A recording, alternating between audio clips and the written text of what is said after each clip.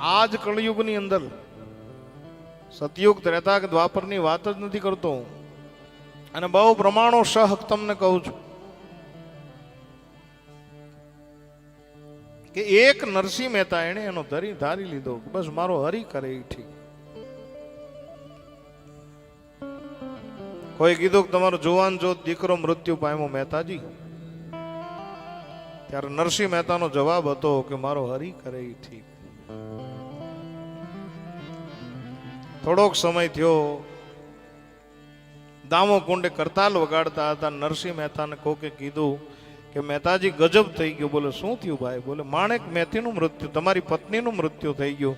ત્યારે નરસિંહ મહેતાએ કીધું કે મારો હરી કરે એ ઠીક.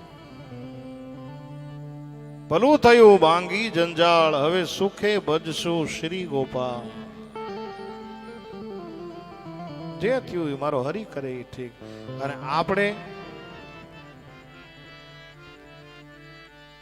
ઓટલે શિવાજીને જોડી ભૂલી ગયા હોય ને કોઈક છોકરો આવીને એમ કે દાદા તમારી બીડી ત્યાં પડી રહી છો, ત્યાં વળી શું કે ખબર, મારું નરસિંહ મહેતા જેવું. લે, નરસિંહ મહેતા બીડી ભૂલ્યો તો? નરસિંહ મહેતા સંસાર ભૂલ્યા હતા યાર.